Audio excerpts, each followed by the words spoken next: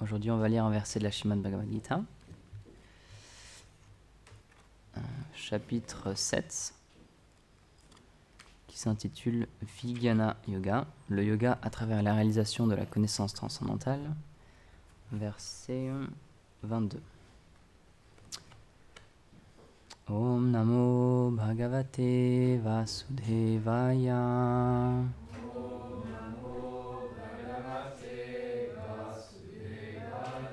Om Namo Bhagavate Vasudevaya.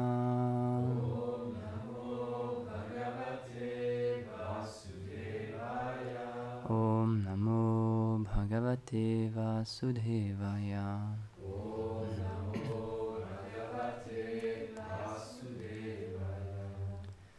Sathaya Shradhaya Yuktas Tasya Radhanam Ihatim Labate cha tata kaman mayeva vihitan hitan. Traduction.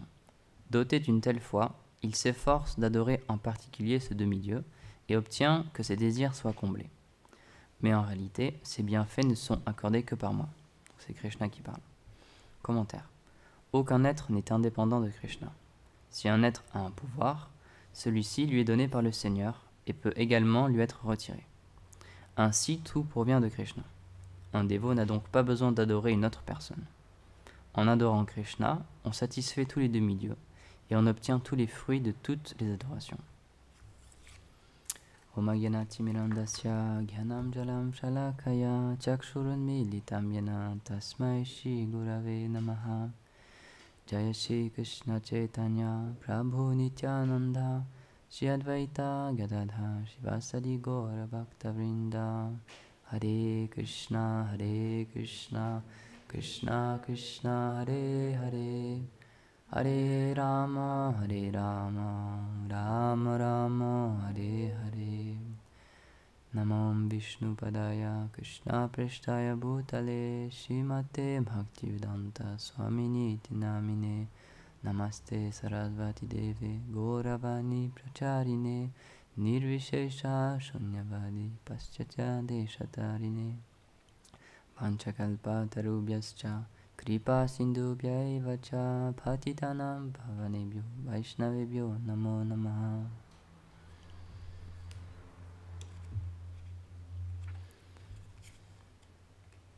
Donc la Bhagavad Gita, ça peut être parfois... En même temps, c'est très simple, mais en même temps, ça peut être très compliqué à comprendre et à expliquer. Donc, très souvent, quand on parle de notre philosophie à des personnes qui ne connaissent pas trop, on leur dit, la Bhagavad Gita, c'est un peu comme notre Bible, en fait. C'est un peu comme l'équivalent de la Bible chez les chrétiens, dans le sens où c'est notre texte sacré de référence. Mais, malheureusement... Donc il est très accessible, c'est un tout petit livre, il y a très très peu de versets, comparé au Srimad Bhagavatam qui est beaucoup plus épais. C'est un tout petit livre, et beaucoup de personnes connaissent ce livre maintenant en Occident, ça commence à être très connu, la Bhagavad Gita. Mais malheureusement, le contenu, il y a plus que juste... il faut aller au-delà des apparences, en fait. Comme disait Acharya Nishta, il y a plus que les apparences. Donc seulement si on lit les versets, et qu'on les interprète avec notre intelligence et notre vécu, on va comprendre une certaine chose. Et ça va nous guider d'une certaine manière. Mais si on écoute ces mêmes versets, mais expliqués par des personnes qui ont des profondes réalisations spirituelles et qui ont passé beaucoup de temps et qui ont mis beaucoup d'efforts à méditer sur ces versets et à pratiquer une vie spirituelle sérieuse, alors ils vont en retirer un autre sens. Donc c'est un exemple que je prends souvent quand je donne des conférences, mais si on cherche sur Internet, Bhagavad Gita, il y a beaucoup de livres qui apparaissent, beaucoup de traductions, mais celles données par les Vaishnavas, donc qui ont une pratique spirituelle qui a été donnée directement par la personne dont il est question dans ce livre, c'est-à-dire Krishna, en fait, ces personnes-là, ils n'apparaissent pas. Et ces livres-là, ils n'apparaissent pas. C'est d'autres interprétations de d'autres philosophes. Et malheureusement, la plupart du temps, c'est des interprétations personnelles. C'est des gens qui ont cru comprendre, qui ont lu ces livres-là, et sans demander à personne, sans faire partie de ce qu'on appelle une filiation spirituelle, ils ont dit maintenant je vais faire un commentaire et je vais expliquer la Bhagavad Gita. Alors c'est toujours bénéfique puisque c'est un écrit sacré, c'est quand même les paroles de Krishna, donc c'est c'est une puissance particulière. Ces mots-là, c'est ce qu'on appelle Shabda Brahman.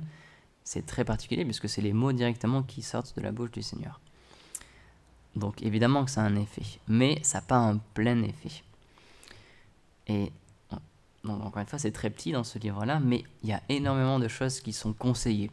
Il y a énormément de chemins qui sont expliqués. Et quand on arrive vers la fin, comme c'était le cas d'Arjuna, c'est un peu compliqué parce qu'on a entendu beaucoup de choses, qu'il fallait faire beaucoup de choses, que beaucoup de choses étaient la plus importante des choses à faire pour progresser spirituellement. Mais au final, on se dit, mais c'est quoi vraiment le plus important? Puisqu'il y a tellement de voies qui sont expliquées, tellement de yogas différents qui sont expliqués, et à la fin, on peut se demander, mais du coup, est-ce qu'il y en a vraiment un qui est supérieur aux autres, ou est-ce que c'est un peu tout la même chose et on prend ce qu'on veut? Par exemple, dans ce verset-là, il est question des personnes qui adorent des demi-dieux afin que leur désir soit comblé. Donc ça existe, et c'est une chose qu'on peut faire, c'est vrai. C'est une voie qui existe. C'est plus ce qu'on appelle le karma kanda, c'est l'adoration des demi-dieux ou la pratique de certaines activités, mais avec comme unique but d'obtenir un bienfait matériel, d'obtenir quelque chose pour nous, de voir nos désirs exaucés.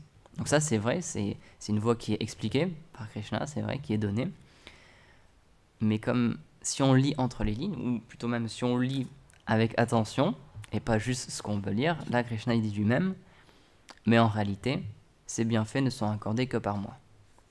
Et donc dans le commentaire, c'est expliqué un peu plus en détail. Aucun être n'est indépendant de Krishna. Si un être a un pouvoir, donc l'indication par exemple d'un demi-dieu, celui-ci lui est donné par le Seigneur et peut également lui être retiré. Ainsi, tout provient de Krishna. Un dévot n'a donc pas besoin d'adorer une autre personne. En adorant Krishna, on satisfait tous les demi-dieux et on obtient tous les fruits de toutes les adorations. Donc il y a cet exemple qui est donné, c'est comme lorsqu'on veut arroser un arbre ou une plante. Si vous demandez à n'importe quel jardinier comment est-ce qu'on fait pour arroser un petit arbre, il va vous dire c'est très très simple, tu prends de l'eau et tu verses de l'eau au pied, à la racine. Et de cette manière-là, l'arbre il va faire le travail tout seul et il va redistribuer l'eau à toutes les parties de son corps, de l'arbre. Si on s'amuse à arroser chaque petite feuille et chaque petite branche en disant je vais arroser l'arbre en entier comme ça, l'arbre il va très très très peu absorber et c'est possible que d'ici quelques temps il meurt un petit peu et il ne tienne plus vraiment en place. Donc malheureusement quand on lit la Bhagavad Gita ou les écrits védiques, parfois on peut avoir cette mauvaise compréhension que oui c'est vrai il y a des demi-dieux qui existent, il y a tellement de choses qui existent dans ce monde matériel, mais en fait Krishna l'explique, pour un dévot il n'a pas à s'occuper de tout ça. Simplement en adorant le Seigneur, c'est comme s'il arrose la racine de l'arbre, tout est satisfait. Puisque tout provient de Krishna, c'est expliqué que lorsque Krishna est satisfait, tous les demi-dieux le sont aussi, et donc c'est comme si on accomplissait l'adoration de tous les demi-dieux. Donc il n'y a pas seulement ça, il y a aussi, qui sont décrits dans les Védas, il y a l'adoration des ancêtres aussi, qui est expliqué que c'est nécessaire, et si on ne le fait pas, on aura des mauvaises réactions aussi dans nos vies. Normalement, il faudrait qu'on adore aussi le soleil, puisque c'est grâce à lui qu'on vit tous les jours. C'est lui qui fait pousser toutes nos récoltes et tout ce qu'on mange, c'est grâce au soleil. C'est expliqué de cette manière-là. En fait, si on suit vraiment les listes, on a énormément, comme par exemple, c'est expliqué, on a plusieurs mères aussi, on a plusieurs pères, et on dépend de tellement de choses. Juste pour vivre et pour arriver à survivre de jour en jour, si on réfléchit un petit peu, on dépend de tellement de choses. On prend tellement d'énergie, on obtient notre énergie de tellement de choses différentes. Et donc dans les Védas, c'est expliqué que, naturellement, puisqu'on a pris quelque chose de toutes ces personnes-là, puisqu'on survit grâce à quelqu'un d'autre, et dans ce cas-là, beaucoup d'autres personnes, on est redevable. On doit donner quelque chose. Puisqu'on prend quelque chose, on doit donner quelque chose. Sauf que si on commence à se dire, ok, je vais... Janisha, question ? Vas-y. Si tu veux. Ok. Mais, en France, pour travailler dans la demi-dieu, je crois que c'est difficile, c'est un sujet difficile pour les gens de comprendre. Je peux expliquer un peu plus ça. C'est placé le fond des demi-dieux à la public. Ok, très bonne question. Chanelista, il dit c'est vrai que pour un public non averti, la question des demi-dieux, ça va être un peu complexe, c'est vrai. Donc, c'est expliqué qu'en fait, ce monde-là, toutes les forces qu'on voit qui agissent dans ce monde, c'est-à-dire le soleil, le vent, l'eau, la terre, le feu, tout ce qu'on appelle nous des énergies, la lumière, etc. Toutes ces choses-là, en fait, elles ont une source. Et elles sont mues, elles sont mises en mouvement par quelqu'un. Donc les Védas nous expliquent en fait derrière toutes ces choses-là, ce que nous on ne peut pas voir avec nos yeux, puisqu'on a des yeux juste qui nous permettent de voir certaines choses, mais d'autres non, c'est expliqué qu'en fait, il y a un demi-dieu qui est en charge du vent, qui est en charge de l'eau, qui est en charge de la lune, du soleil, etc. Donc toutes ces choses-là, c'est des personnes. De la même manière que, j'en avais déjà parlé dans une classe, j'ai lu un article récemment où il y a certains scientifiques qui commencent à avancer l'idée que la Terre est une personne en fait. Dans le sens où c'est une entité vivante qui réagit à ce qui se passe sur elle en fait. Il y a vraiment une réaction comme si c'était une personne avec une conscience. Et donc ça, c'est pas moi qui l'invente, hein, cette idée commence à être vraiment débattue dans les milieux scientifiques. Et de la même manière, Einstein l'avait dit aussi, la question, c'est pas de savoir si cet univers a une conscience, puisque c'est un fait, mais la question, c'est de savoir, est-ce que cette conscience nous est favorable? Est-ce que cette personne ou cette entité ou cette chose, cette intelligence, est-ce qu'elle nous veut du bien? Mais donc la question qui se posait, c'était ça. Mais il avait dit, c'est sûr, il y a quelqu'un derrière tout ça. Après tout ce qu'il a fait comme recherche, plus il allait profondément dans ses recherches et dans la création, en fait, puisqu'il étudiait la création, comment on fonctionne ce monde, il s'est rendu compte, il y a une intelligence derrière, il y a quelqu'un derrière. Et donc, dans les Védas, c'est expliqué qu'il y a donc une personne qu'on appelle Dieu, qui a différents noms. Nous, on l'appelle Krishna, ça veut dire la vérité absolue. Et pour pouvoir créer ce monde et pour pouvoir faire qu'il fonctionne de jour en jour, que tous les jours tout marche, le soleil fonctionne, le vent aussi, l'eau, la pluie, etc. Il place certaines personnes comme un ministre en fait. C'est comme s'il y avait un gouvernement, il y a le président, donc ça, c'est une personne qu'on appelle Dieu, et ensuite il met plusieurs ministres en charge, il nomme plusieurs ministres pour s'occuper de différentes choses. Par exemple, dans la Constitution française, c'est pas que le président il s'occupe de tout. C'est pas qu'il s'occupe personnellement de l'économie, ensuite de l'éducation, de l'agriculture, etc. Il délègue toutes ces choses-là, parce que ça demande beaucoup de temps et beaucoup d'énergie, et donc il délègue toutes ces choses-là. Donc de la même manière, cet univers, il est créé par une personne, qui s'appelle Brahma, qui est mis en charge par Dieu de créer, et ensuite, pour maintenir la création, c'est des demi-dieux en fait. Et donc, les Védas nous expliquent que oui, si on veut obtenir certaines choses, on peut prier certains devas spécifiques pour obtenir certaines bénédictions. Donc évidemment, en Occident, c'est pas vraiment connu ces choses-là, mais si on va en Inde, pour les gens, c'est normal. Tout le monde en fait l'expérience tous les jours. Et certains sages, par exemple, ils ont certaines pratiques ascétiques ou certaines méditations, on peut dire ça, enfin certaines pratiques de yoga, pour obtenir des pouvoirs mystiques. Par exemple, en Inde, il y a le plus grand rassemblement spirituel, on peut dire, au monde, c'est la Kumbh Mela. Ça se passe, c'est pas toutes les années, c'est à un intervalle régulier. Et donc là, à cet événement-là, il y a énormément de sages en fait et de personnes qui ont une pratique spirituelle très très élevée qui se réunissent à cet endroit-là. Et par exemple, ça peut être difficile à comprendre ou à croire, mais c'est un fait. Il y a certains sages qui, tout le reste de l'année, autre que ce rassemblement-là, ils vivent dans les Himalayas ou dans certains endroits reculés pour être tranquilles dans leur pratique spirituelle. Et ils ont des pouvoirs mystiques qui leur permettent de rentrer à un endroit dans le Gange. Ils rentrent dans le Gange et ils ressortent au lieu là où a lieu la Kumbh Mela en fait. Ils ressortent du Gange mais à un autre endroit. Et par exemple, il y a des photos qu'on voit beaucoup sur internet, c'est les Naga Baba, c'est les personnes qui ont une adoration envers le Seigneur Shiva, donc ils sont nus et ils ont des grands dreadlocks et ils sont couverts de cendres. C'est des photos comme tout le monde connaît, enfin, qui ont beaucoup circulé sur internet. Et donc eux, ils ont une pratique vraiment très, très particulière, très ascétique, où par exemple, en plein été, donc en Inde, quand il fait chaud, il fait vraiment chaud, c'est pas comme ici où on a un peu chaud, là c'est impossible de vivre dehors à certaines périodes de l'année. Et bien une de leurs pratiques, ça consiste à, quand il fait vraiment chaud comme ça, en plein jour, ils vont dehors, ils s'assoient par terre, en tailleur, et ils font un cercle tout autour d'eux en allumant des bougies en fait, en allumant un feu tout autour d'eux. Et ils restent là comme ça à méditer en fait. Et ces pratiques ascétiques, elles sont faites parce que c'est expliqué que Shiva, une de ses particularités, c'est qu'il est très facilement satisfait. Donc quand on a ce genre de pratique, quand on fait de très grandes austérités, Shiva peut être satisfait de cette manière-là. Et donc, j'ai entendu un dévot, du coup un Gaudiya Vaishnav comme nous, qui expliquait qu'un jour, il allait à une Kumbh Mela en Inde, et il a rencontré, et d'une manière ou d'une autre, il a sympathisé avec certains de ces Naga Baba. Et il a parlé avec eux, et une fois que la Kumbh Mela était finie, ils allaient repartir du coup pour continuer leur pratique ascétique dans les montagnes, et ils l'ont invité à le suivre. Donc lui, il a accepté, puisque ça l'intéressait, il voulait voir comment ça se passait. Et en fait, il a expliqué que donc ils se sont mis en marche, ont commencé à marcher, ils ont commencé à gravir la montagne. Et donc en Inde, il y a certaines parties où il y a de la neige, presque tout le temps, presque des neiges éternelles. Et donc ils ont commencé à gravir la montagne, et donc c'était de plus en plus froid. Et donc lui, il était habillé bien comme il faut, manteau, etc., quoi. Et eux, comme on le rappelle, ils sont nus en fait. Et eux, ils continuent à marcher, tout allait très bien, tout allait très bien. Et c'est arrivé à un tel point, il faisait tellement froid que lui, même habillé, c'était impossible pour lui de continuer. Et eux, ils ont juste continué comme ça. Comme si ça leur faisait rien, en fait.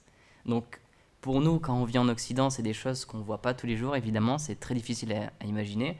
Mais vous pouvez parler à n'importe qui allait en Inde, que ce soit un dévot ou pas, et il pourra vous donner des expériences, des choses qu'on voit, que c'est impossible de voir en France. Il y a vraiment des choses en Inde qu'on voit qui pour nous paraissent complètement incroyables, mais pour eux, puisqu'ils vivent vraiment avec une autre conception de la vie et une autre vision de la vie, pour eux c'est tout à fait normal. Donc c'est très impressionnant évidemment ce genre de pratique spirituelle où c'est très très dur, où il y a beaucoup d'austérité, mais Krishna il explique dans la Bhagavad Gita, il n'y a pas besoin de faire tout ça, puisque en l'adorant lui, simplement l'adoration de tous les demi-dieux est accomplie. Donc pour nous c'est un grand soulagement, on n'a pas besoin de faire tout ça pour pouvoir plaire au Seigneur, il est très miséricordieux envers nous. Et donc c'est pour ça qu'il explique quand même à Arjuna, il explique toutes ces voies-là, puisque le but de Dieu en fait, le but du Seigneur, c'est que tout le monde puisse être satisfait. Puisque par définition, le Seigneur, il possède toutes les qualités à l'infini, puisqu'il est Dieu, il est parfait. Et donc, une qualité qu'il possède parfaitement, c'est celle de la compassion et celle de l'amour. Et donc, comme c'est un exemple que je donne souvent dans mes classes, mais la définition de l'amour, c'est que c'est quelque chose qui est naturel. On ne peut pas forcer quelqu'un à nous aimer. Si on force quelqu'un à nous aimer et à rester dans notre association, ça peut s'appeler de plein de façons différentes, mais ce ne sera pas de l'amour. L'amour, c'est quelque chose de spontané.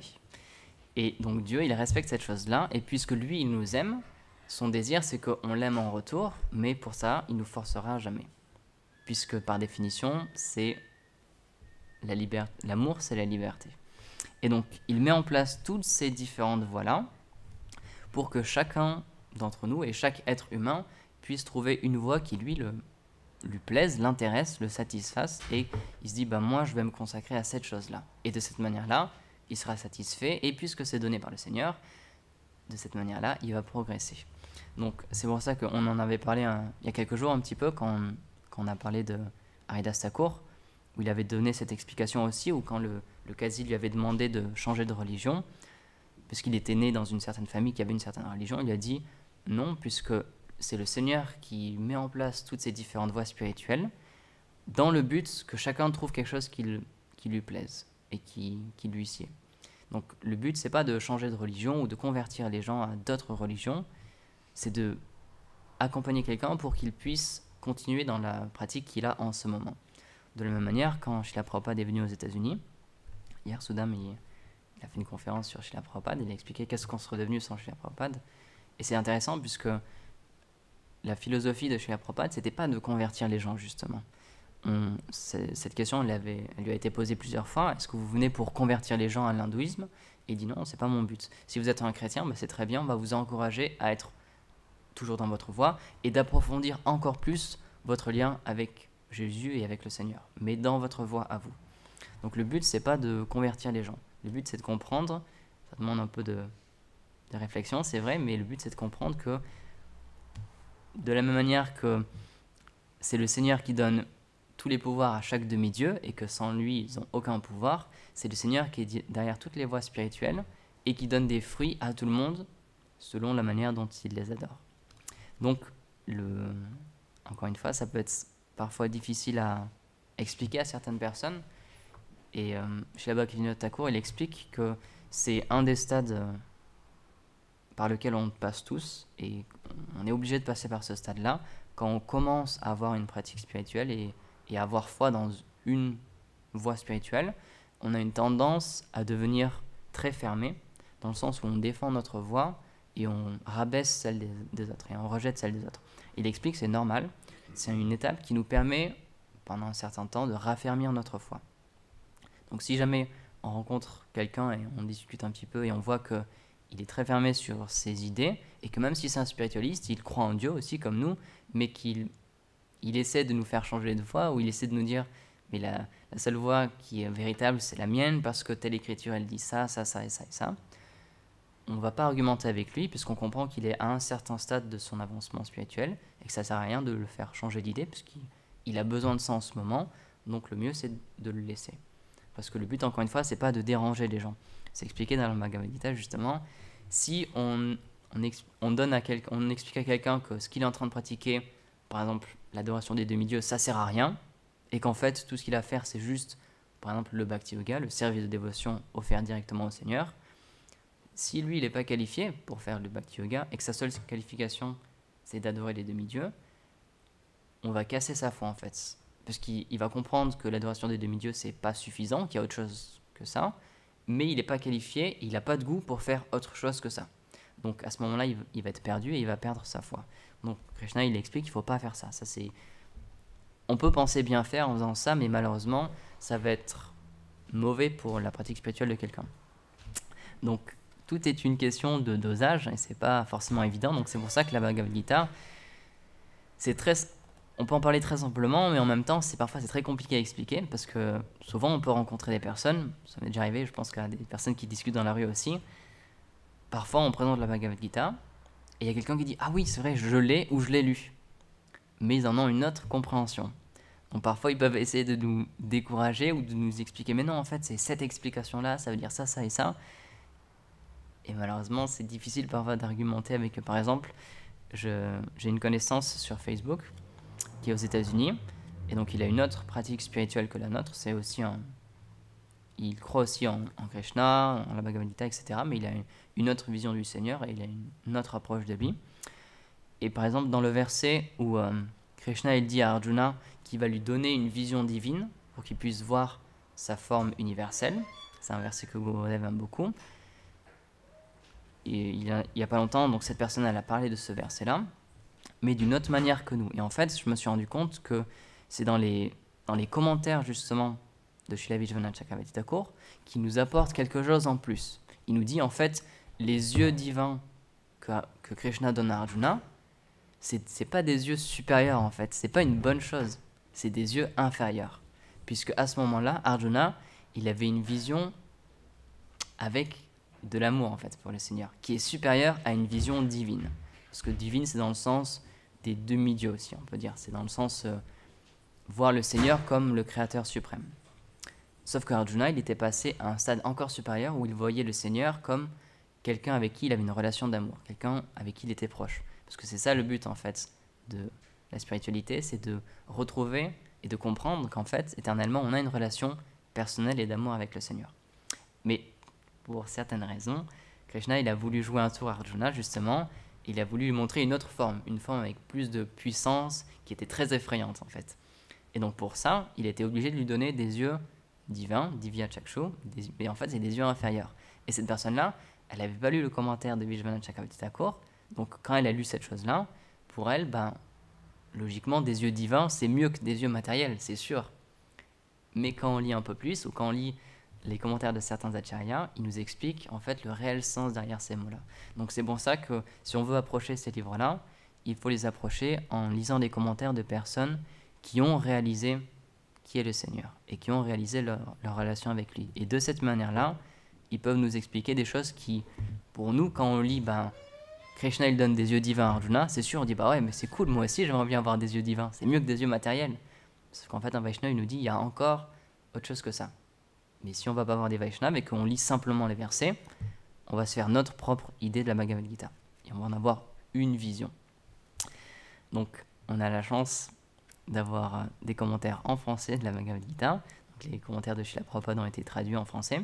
Et maintenant, il y a aussi Bhakti-Sarop Damodar Maharaj qui les traduit et qui fait une autre commentaire, encore une autre version en français, en s'inspirant de Vishwanath Chakravarti Thakur, de tous les acharyas et aussi de Srila Prabhupada pour écrire sa version à lui. Donc, on essaie de l'adapter de plus en plus à notre société actuelle, parce que comme tu l'expliquais, Charnishta, il y a certains sujets qu'on effleure seulement dans la Bhagavad Gita parce qu'ils sont très compliqués à comprendre. Pour une société occidentale au XXIe siècle, en 2022, il y a certains sujets qui peuvent être vraiment très compliqués à comprendre. Donc c'est pour ça qu'un des devoirs des acharyas, justement, c'est de rendre ces textes-là, qui sont millénaires, accessibles en fait, et compréhensibles facilement. Donc il y a certaines choses qu'on va devoir enlever, ou on va devoir en parler un petit peu moins, et il y a certaines choses qu'on va devoir réexpliquer avec d'autres mots ou d'autres exemples. Par exemple, dans la Bhagavad Gita de Srila Prabhupada, il y a énormément d'exemples avec des voitures. Il prend beaucoup d'exemples, ou des magnétophones, ou la télévision, etc. C'était pas écrit il y a 5000 ans dans les anciennes versions, ou dans les autres versions de la Bhagavad Gita. Mais il a compris que c'était important pour que les gens de maintenant, en France, aux États-Unis, ils puissent comprendre ça et faire des parallèles avec ce qu'eux ils connaissent pour avoir une meilleure compréhension de ces écritures-là. Donc voilà, je vais m'arrêter ici. J'espère que j'ai un peu répondu à ta question, Charnishta. Désolé, je me suis un peu égaré. Donc voilà, Srimad Bhagavad Gita ki jai, Srila Prabhupada ki jai, Gaur Premanandi, Hari Bol.